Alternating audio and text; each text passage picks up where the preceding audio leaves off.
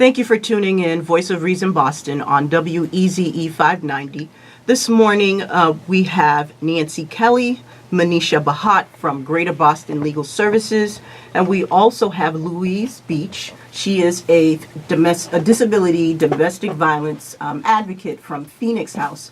And as we continue to share and educate people about domestic violence this month of October, I think it should be something that's ongoing, but we will continue to talk about it throughout the month.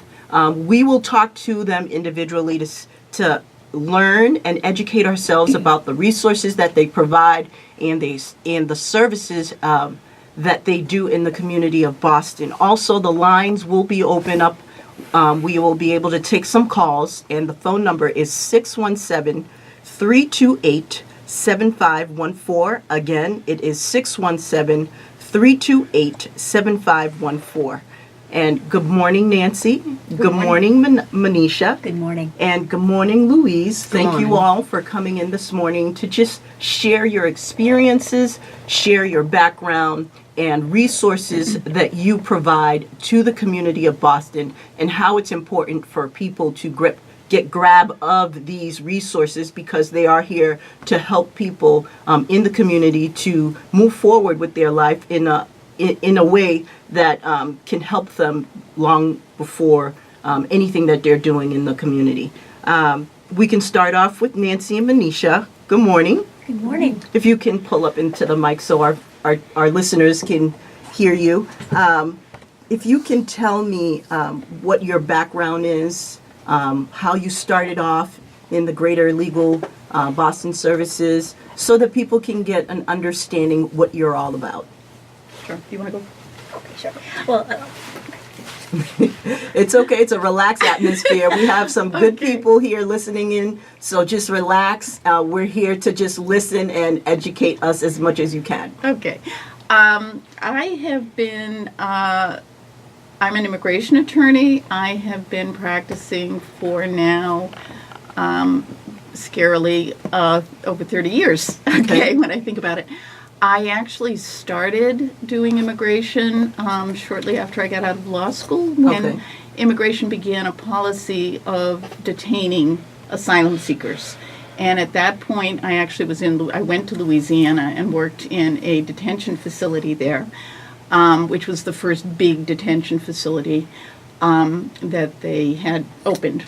Eventually, we were successful in getting that facility shut down, and I came back to Boston at the time when they opened a facility here. So I started working at Greater Boston Legal Services at that time, specifically on a detention project. But since then, my role has changed dramatically. Okay. And we have done a lot of work over the years. We represent a lot of survivors of domestic violence in various ways. Mm-hmm. And one of the issues that our office has been very involved in is the question of asylum and women, right, and asylum seekers who are actually fleeing domestic violence. Wow. And so we have spent a great deal of time on that issue, as well as representing women in a number of matters. That's wonderful. And Manisha, if you can share with us your background. yeah, so I have been working at Greater Boston Legal Services in the family law unit for the last 17 years. And I primarily work with survivors of domestic violence in domestic relations cases, specifically with complaints for divorce, right, paternity cases, abuse prevention order cases. Our intention in the family law unit is to provide survivors of domestic violence with the economic stability and the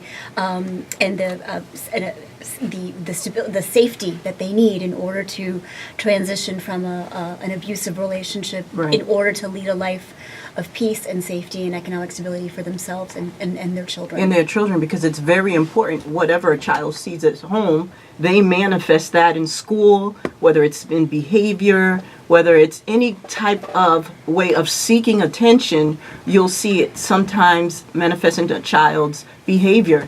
And it's important that we give and provide women with these supports. You know, women coming from other countries, have no families, and they're left with an abuser or a batterer, that just destroys their life to the point where it destroys their self-esteem, and they can't move forward because they have no support and no one directing them on how things are going how laws are different from where they came from and for where they're living now. And we're going to turn to Louise. Louise, thank you for coming in. And for our people who are watching us on Facebook Live and who are tuning in, if we can, your story is a wonderful story, and I think people should know that because you're a disability advocate, but you're disabled yourself, and your power and your compassion as a woman to continue to help survivor is a story that people should know. So if you want to tell us, a little bit of background of who you are and what you do in the community of Boston. Well, first, I'm married for 53 years. I've got a dedicated husband who should have threw me out the door many, many years ago, because with the domestic violence in my life and living in it as a military brat, as we call it. My mother told me one time she went to my father's commanding officer, and he told her if the Marine Corps wanted their soldiers to have wives, they would have issued them to them. Okay. And that bothered me more than anything else, watching the domestic violence there. I was born in Cranston, Rhode Island. We did quite a bit of traveling with my father. And then when I turned 16, I started having problems with my eyes. Okay. And I got married at almost 20, and I started losing my sight at 21, almost 22 after my second child. And my husband and I and my mom went to Mass Ioneer Infirmary, and they determined that after being there almost a month, I have von Koenigi-Harada syndrome, which deteriorates the eyes and messes with the other parts of your body as well.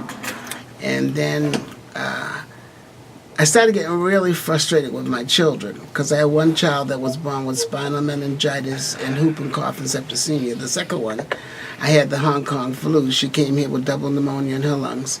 And the third one was developmentally a little disabled because the cord was wrapped around her neck. But they all were successful. Right. They all graduated from Reading Memorial High School, and they furthered their education. Matter of fact, my daughter is a special needs teacher in Maryland.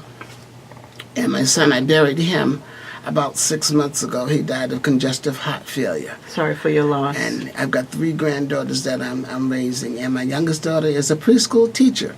So, we're doing well. God is good. I'm going to bring it in the picture. God is good. Without him, I wouldn't have made it this far. I was in a wheelchair, and I got out of it in the hospital.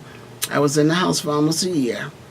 And I sat down one day, and I said, well, I don't really understand why this is going on, because I had lost one of my eyes, the other eye went, and I lost my ability to walk. And I just could not figure it out. But something came to me after crying. No more tears. If Martin Luther King fought that war, and so many Rosa Parks and so many others fought that war for you, why are you sitting there crying? Right. If you fight, and you fight with all the compassion in your heart, your mind, and your soul, and understand that you're never alone, you're going to make it. You're going to make it. So I started the Minority Disability Advocacy Center, Wow. which ran out of Morgan Memorial Goodwill, and myself and many others. Madeline Stocks was the executive director. Commissioner Bartels and Commissioner Crawford, they were part of it. I was on the board for the Commission for the Blind for 4 terms under Charlie Crawford and Dan Gavaskis. And then I received the Hilliard Award. I got 3 proclamations for advocacy in the city of Boston and the state from the State House. I did Disability Pride Day in 1987 for the state of Massachusetts. It was held downtown by the Boston Common. And I've been going on and on and on, and I refused to give up. Then I sat back on my job, and I was wondering about domestic violence with persons with disabilities. So Suzette Dunn was my director there at MILCB, the Multicultural Independent Living Center of Boston. And I was an outreach as well, in-house advocate. And Chris Womendez of Phoenix, Finex House, came over, and she saw my women's group. It was about 25 women. We used to meet once a month. And she said, would you like to come to Phoenix House once or twice a week? And I said, sure. And my director said, okay, I could go. So I worked there a couple of hours a week, twice a week. And then finally, after I retired from MILCB in 2012, I was sitting at home with my husband with that clicker, and I said, I'm not dealing with this TV. We are not fighting about it. We are going to order Meals on Wheels, and you're going to have lunch, and I'm going to be out of here. So I started volunteering for 2 years at Phoenix House 3 days a week, and I really enjoyed it because of the different women, that were there, at Phoenix House. And my objective at Phoenix House, I'm skipping around some. Okay. My objective at Phoenix House basically is never forget where you come from. Right, exactly. Never forget who you are. Never forget who they are. Never forget what you need to do, not just for yourself, but for others. Never, ever forget that you could be where they're going to be in their lives, but you want them to come out of it, because it's not going to come out the way you want it to. Right. It takes time. Each woman that goes through domestic violence, or man, because it's not a one gender thing. Right. So it's man or woman, or in between transvector or gender as well. They all go through their own situations. But we have a tendency as people who forget what the preamble said. We, the people of the United States, in order to form a more perfect human, to establish domestic tranquility. Establish this preamble to the Constitution. The tranquility and the domestic tranquility in this country right now is all over the place. It's Right. awful. It is. We don't treat each other right. We say we want to help people, but we forget where we come from. Right. We say we want to do better for ourselves, and we come down on ourselves and beat ourselves up. But I try to teach my 3 granddaughters that I'm helping raise now, that if you can't love yourself, you can't love anybody else. And if you can't love yourself, who's going to love you? Right. And you're going to start searching for love in the wrong places. And I think it's very important for people to know that. That's why I just thought of this broadcast, to have people come here, share their stories, talk about resources that are available to people. It is up to us to grab what is available to us and make something out of it. And Lois, I want to thank you so much for sharing. There is still more to learn, but your story alone makes me want to get up and start running in the rain and doing some charity work, because why do we complain? There's always someone out there that's going worse than we are. I tend to not complain because of the things that I experience or see at work. It could always be worse. But by the grace of God, I am here today to share a message and to invite people to share their message. We can come together and we can solve some of the issues. It's not going to happen overnight, but we can take the step to help solve certain issues that are happening in our community, to change certain things that are happening now. And Nancy and Manisha, either one of you can answer. Tell us, what is Greater Boston Legal Services, for those who have never heard of what the service provides or what it's all about. Who are you guys? So, Greater Boston Legal Services is a nonprofit legal services agency, and what I mean by that is we're basically a law firm that provides civil litigation assistance, so non-criminal Right. representation at no cost to our clients, and we practice in a variety of areas. We have, Nancy's in our housing unit, and Nancy's in our immigration unit. Excuse me, Nancy. I know you're like the star of our immigration unit. Also, I'm we have a family law unit which works with divorce cases, paternity cases, child support cases, abuse prevention cases. We have a housing unit. We have a consumer protection unit, an employment unit. We have a health and disability unit. We have a Medicaid advocacy program as a component of that unit. And we also have a public benefits, or what we call the welfare unit. And we have an Asian outreach unit. And I mean, basically, our intention as a law firm is to ensure that we are able to provide as many people who are eligible for our services, and I'll get into eligibility in just a second. Right. But, our intention is to provide the people who come to us with the basic needs, with access to the very basic needs in life, access to live in a peaceful, safe home with economic stability, food on the table for their children, access to health care. And so, that's our main objective. And so in order to, but we do have, in order to be a client of Greater Boston Legal Services, in order for us to represent someone, there is a financial eligibility, and that is that some clients, someone's income cannot exceed 125% of the federal poverty level, which is about $31,375 a year for a family of 4. Right, and it says here that Greater Boston Legal Services help more than 10,000 low-income families a year. Yes. So that's very important to know. Yes. Right. Well, we unfortunately because of our insufficient staffing, we unfortunately have to turn away about 60% of the eligible clients that come for help. But yes, Wow. We were able to serve over close to 10,000 people last year in roughly in multiple matters. Wow. Okay. And what's the mission for Greater Legal Boston Services? Well, I can read you the mission, Sure. which is basically our mission is to provide. Pull the mic closer. It's to provide high quality services to as many individuals who qualify for our services as possible in civil matters. Right.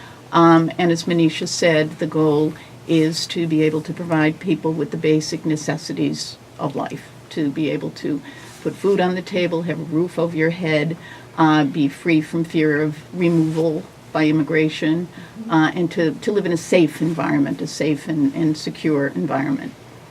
Okay. And what else do you do in the community for those who are listening in? I know you help people seal their quarry. Yeah, I thought that I would give people some phone numbers of various organizations that work with women in various immigrant communities. Okay. We do a lot of work with community organizations. I'm at the immigration unit. Yeah. We go out and we do outreaches with various groups. We try to do individual counseling to people and to give them at least information if we can't ultimately represent them, but to give as much representation as we can. And we work with the Association of Haitian Women of Boston. Yes. AFL. We work with the Brazilian Women's Group. We work with the Chelsea Collaborative in Chelsea, which is a community organization that serves people in a variety, a lot of matters. They're a very well-respected organization in Chelsea, as are the others.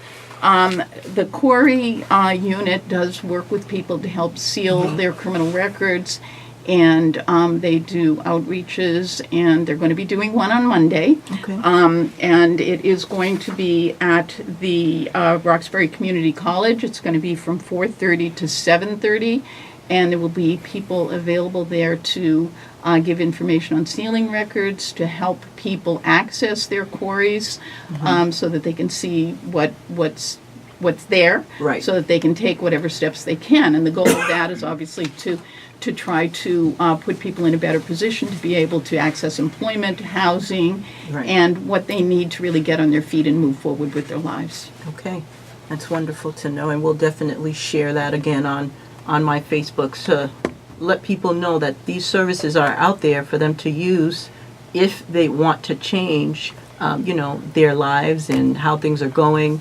And for those who didn't even know that was an option, I will definitely share that. And I'm reaching out back to you, Louise. Can you tell us all the things that you've been doing in the community, your experience working with the Greater Legal Boston Services?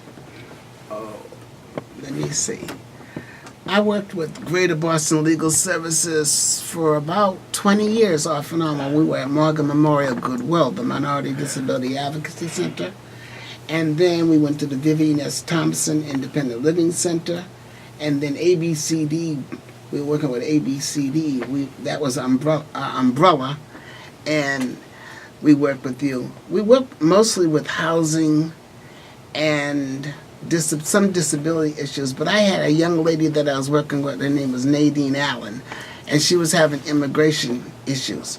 What Greater Boston Legal Services couldn't do, we ended up working with the State House and working with you in the State House. She finally got her papers straightened and she was sworn in about 10 years ago. And that was hard work because you don't have that many lawyers. And you need more lawyers for your organization. You really do. We certainly do. You're stretched thin. There's a lot of work out here to be done. And also we did housing. We also were working with Harvard, with the Greater Boston Legal Services around housing for persons with disabilities. And then on top of that, we were doing the accessibility for people with disabilities out of the State House for the Access Board. I work with that in Roxbury and Dorchester for accessibilities for people with disabilities in wheelchairs so they'd be able to go grocery shopping in the grocery store, that they would be able to get into the Reggie Lewis Center and several other entities. There's some places that you can't make those physical changes to because of the time that the building was built. So after, I believe, and I can't quote it perfectly now because I'm older, I've got that senior brain, but after I think it was 1978, you can't, before that, the buildings couldn't be changed until handicap accessible. But after that, yes, they had to be set so that they could be accessible for people with disabilities.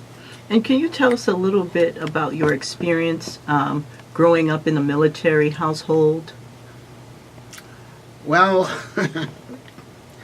I experienced a lot of domestic violence among soldiers and their wives. They would come home frustrated. And I remember my mother telling me my father would sleep one night. My father did Vietnam twice. And she said she woke up in the middle of the night one night and he had his hands around her throat.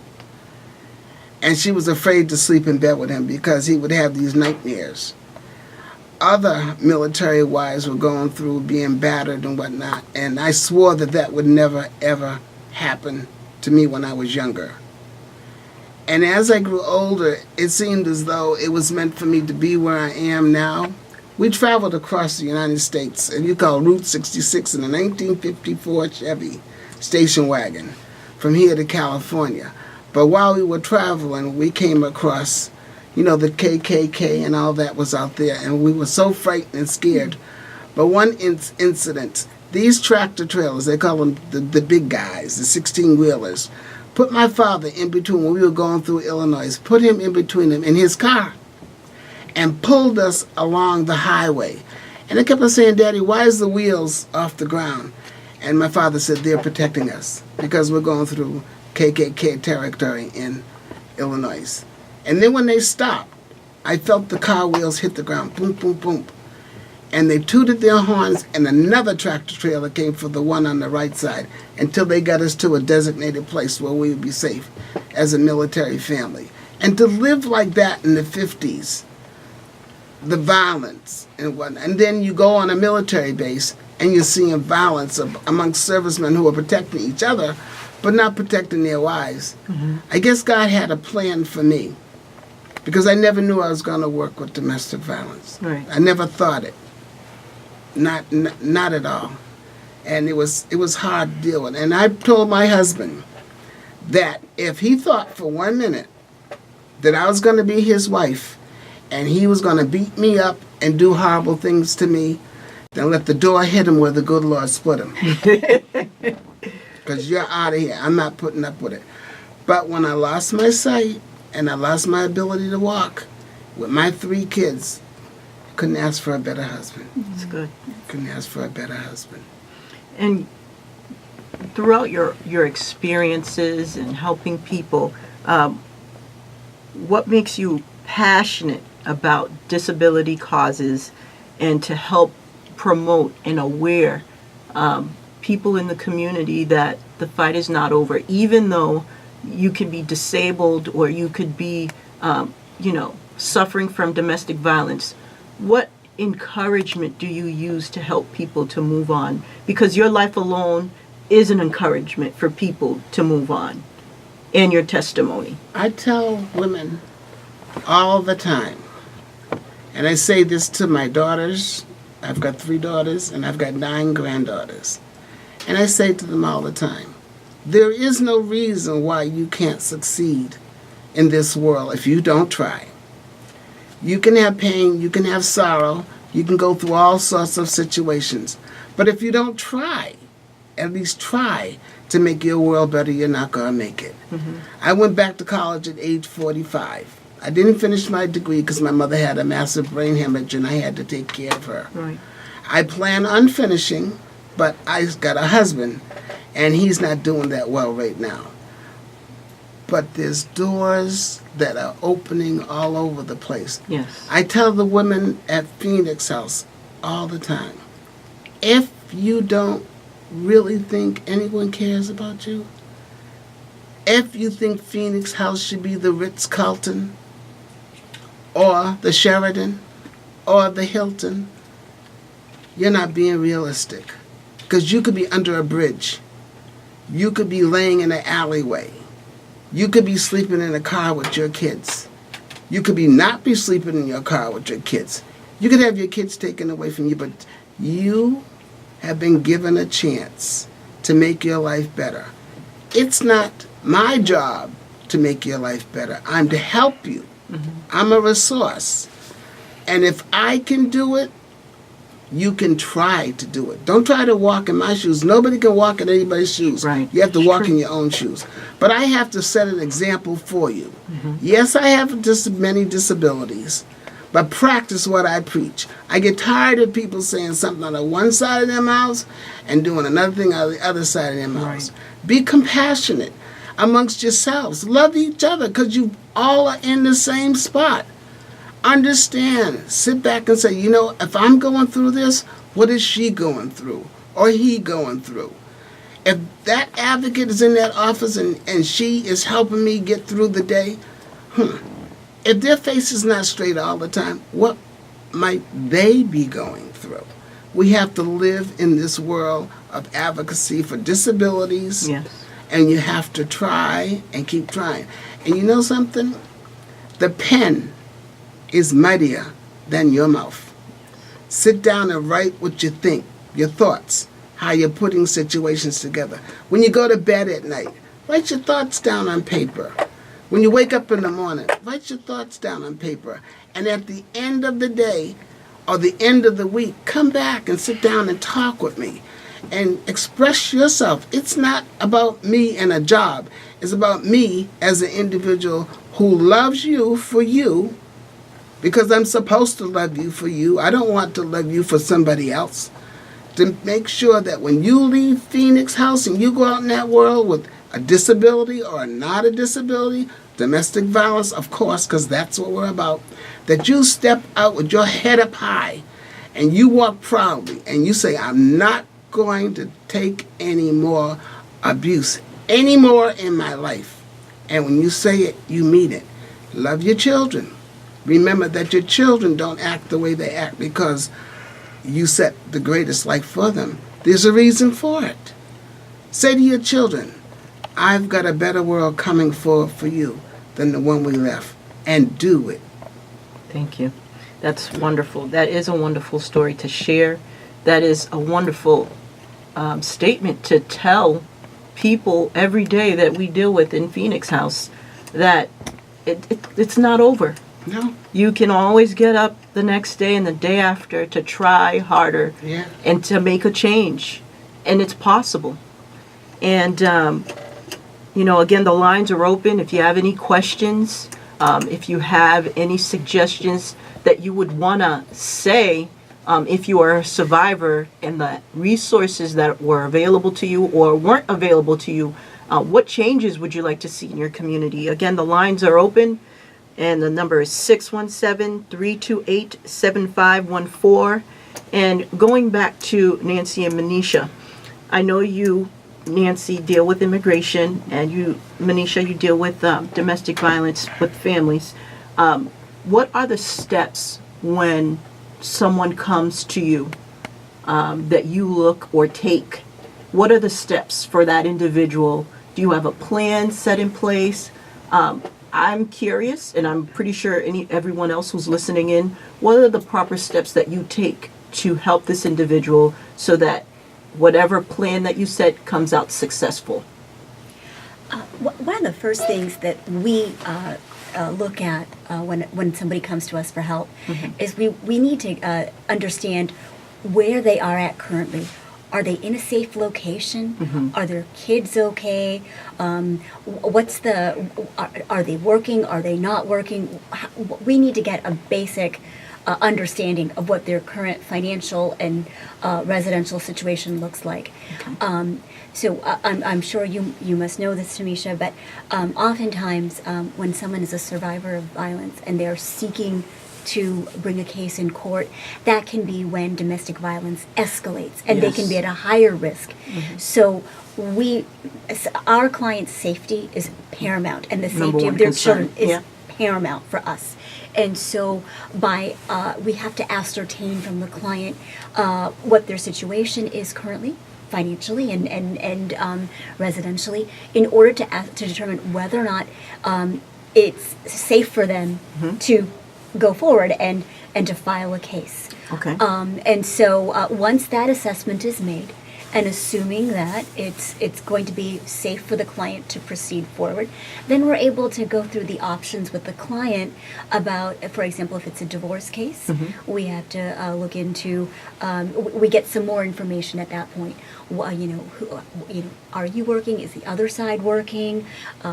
We have to kind of do all of we have to handle all the legal aspects of the divorce, such as whether there's a house, any other assets, if there's any retirement accounts, what the debt situation is like, credit card bills or utility bills.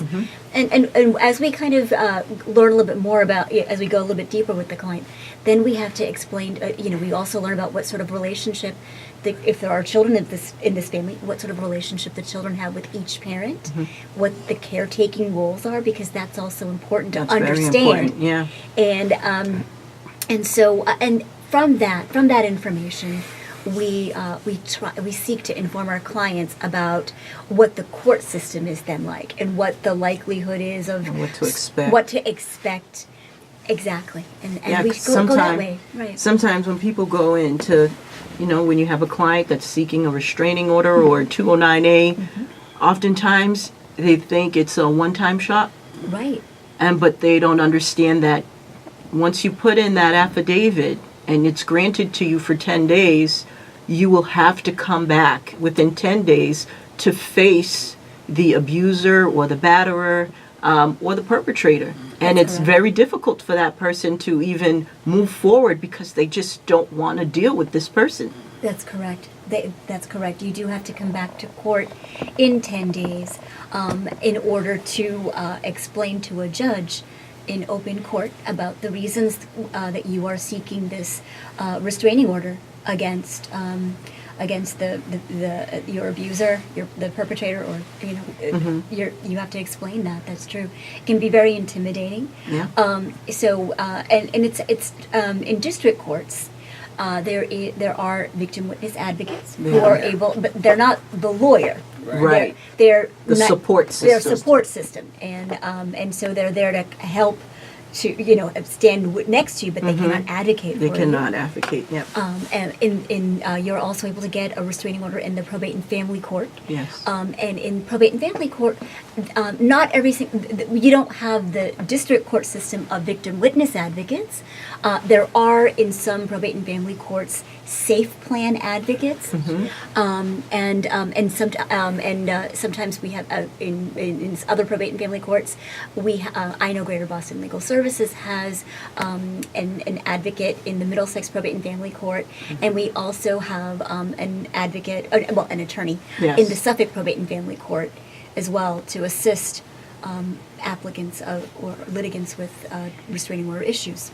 Sometimes I think attorneys also play the advocate role, because not only that attorneys are advocating the issue that this person's going in front of a judge, but they're there with them most of the time listening, taking notes as far as what's going on, how are we going to resolve this issue for the best interest for this individual. And this is all free. Yes. They're not paying for it, and it's important. That's important for people to know. And it's also important for people to know that there's still people out there that cares. Yes. You know, you're not paying any money, but you are getting a service where people are still advocating for you and listening to you. Right. And Nancy, what about you when it comes to immigration, domestic violence, for women or men? Sure. We cannot forget the man either. Well, immigration status obviously plays a huge role in the question of whether somebody is willing to come forward and report abuse, right? There's Yeah. many women, and as you say, men as well, living in abusive situations where they may be undocumented and their partner may be a citizen or be a permanent resident, and the partner is able to use their undocumented status as a weapon to try to keep them in that relationship, threatens them with arrest, threatens that they'll be able to take their children, and it's used as a way not only to threaten them with regard to leaving the relationship, but in effect to make them invisible, to keep them in the home, to use the fact that they, for example, don't have employment authorization, so they can't go out and get a job legally and have some sort of independence in the Right. relationship. So it can be an extremely powerful tool, immigration status. Right. It can be a huge tool of abuse. What we do is work with individual women, and we work with community groups because we find that women will turn to them often before they will turn to us, Right. because it's a safer space or seen as a safer space. But to try to help them find ways that they can stabilize their immigration status independent of the abuser. Okay, and there are many ways that they can do that. There are petitions under the Violence Against Women Act that are available to women who are married to citizens or permanent residents. Right. And what that does is effectively helps or allows the women to take that petitioning process that the spouse would normally do for you into your own hands and to go Right. forward and get your green card on your own. There are also there's also something called a U visa, which is available to victims of crime. And it is a tool that's used by a lot of women who are domestic violence survivors who may not have access to the Violence Against Women Act protections. And in that circumstance, it's really important, I think, for women to know that it's critical for them to be willing to come forward and actually report the abuse to the police. It is important. And that's something that a lot of immigrant women are afraid to do, right? Because they're afraid that that will mean they will get exposed to immigration. And certainly in this time, when we're facing such a hostile immigration system, I think women are even more afraid to come forward. But it's really important, I think, to be able to distinguish between the police, okay, whose job it is to protect everyone, Right. and immigration, which is a totally separate issue. It's a totally separate organization, ICE. And so people need to know that it is safe to seek protection from domestic violence. And in fact, it can open the door if you're willing to cooperate in the prosecution of someone who Yes, is abusing absolutely, you. that's true. It can actually open the door to you getting protection. That is true. And it's important for people to know when they seek the cooperation of a police officer, it helps them with the district attorney's office. And the district attorney's office then provides them resources on how for them they can keep safe, whether it's going into a shelter, getting them connected with an advocate, where then that advocate provides them resources for them to be safe. So it is very important for victims who are impacted by domestic violence and impacted by, immigration, where someone's reach out to you to come into this country and leaves you high and dry and it just beats you. It's important for them to know that there are resources out there, but you need to seek them from the right people, because oftentimes you have people who give you the wrong information and you just stay in that domestic violence abuse because of emotional or financial support, and just the fear of going back to your country when you're here to just come and help your family that you left behind. So it's very important for people to know that. Louise, I had something to say. I'm going to be on the 19th of this month. I'm going to be on the 19th of this month, I'm going to be working with some young ladies who have disabilities. Cheryl Cummins heads this group called Our Space, Our Place. And I'm going to be talking with them about disabilities in youth. Because our youth right now who are disabled and are not disabled are experiencing it in middle school, Right. high school, as well as at home. And also I'm going to be working with Boston Center Independent Living, myself and Nikki Castle. She's the program director, for this outreach that I'm doing here in the city of Boston. And Charles Street AME Church, I did Safe Havens with the Boston Police Department for 2 or 3 months around domestic violence, so that the churches would, instead of tucking it in the corner somewhere, speak about it. Yes.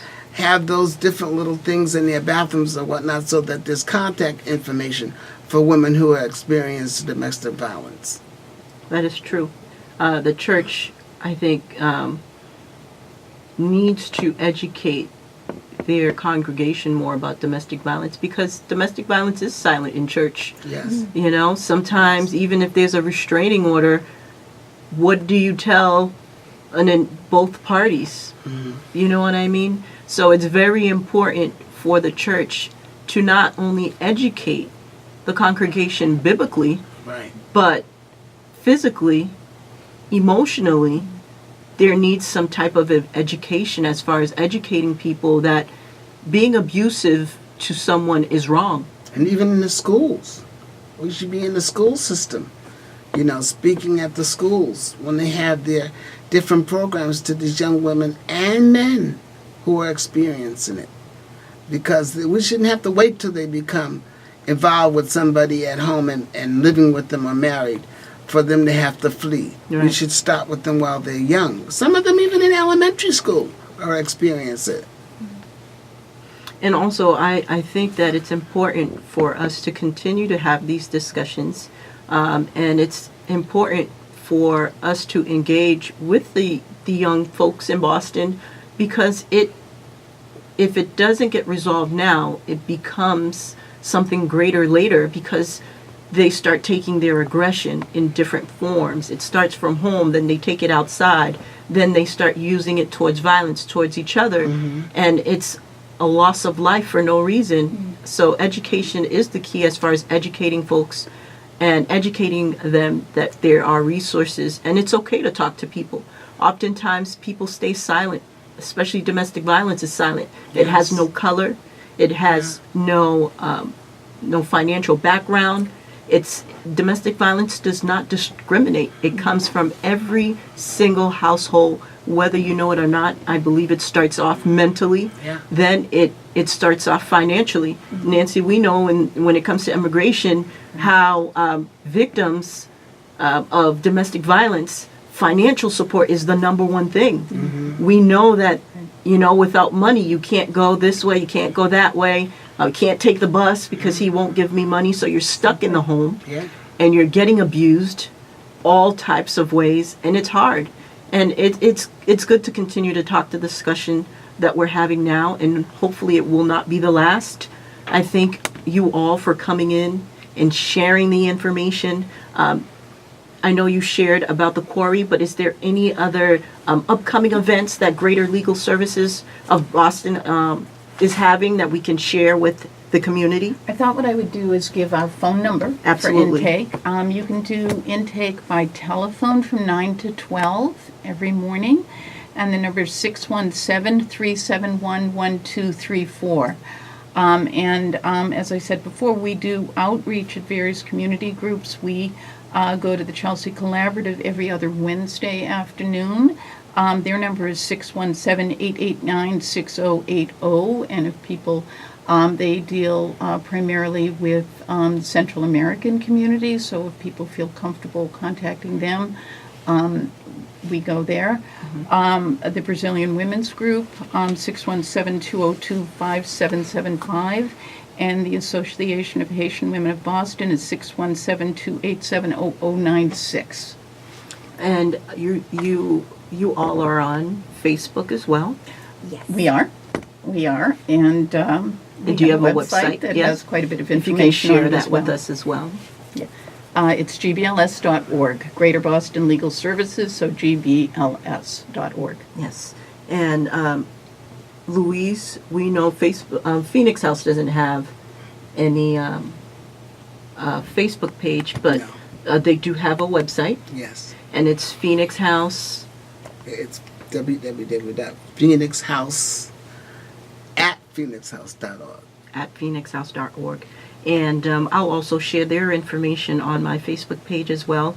And I also would like to thank Phoenix House for partnering up with Voice of Reason Boston so that we can continue to make people who are underserved, and as well as everyone in the community, aware of what domestic violence is all about.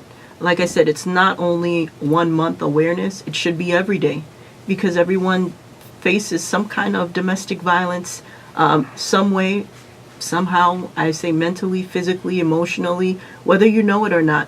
Whatever abuse it is, I think it shouldn't be done. And I also would like to share that this broadcast is for the community, and it's for people who are underserved, who are looking for assistance, don't know where to get the assistance. We try to come here and bring people who can make an impact in the community to share the resources that they provide. It's available. All we need to do is just grab it. So I want to thank everyone for tuning in. If you have any questions, you can definitely email me at voiceofreasonboston@gmail.com. I'm also on Facebook, voiceofreasonboston.com. And thank you everyone for tuning in and watching on Facebook. We greatly appreciate your support, and we will continue to seek out your support. And again, we would like to thank Phoenix House, a domestic violence shelter that helps women and men Yeah. that are facing domestic violence, whether it's domestic violence, human trafficking, disability, Yes. elder abuse. And we have a case manager there. Her name is Diane Reed. We have a program director, Nikki Castle. We have another advocate. Her name is LaRae. I don't Yes. remember LaRae's last name. And we have Antoinette, who's an advocate there. But most of all, we have Chris Womendez, Womendez. yes. Because if it was not for her, over 50 years, Phoenix House would not be there. Fighting. Still fighting. Still fighting. Still fighting. And our telephone number is 617-436-2002 or 617-436-0830. And we are here to take calls. If you want to talk to someone, we take your calls so that we can just talk to you, give you support, and try to direct you Yeah. in a way where it's safe for you to be. Yes. And thank you for tuning in Voice of Reason Boston on WEZE 590 AM.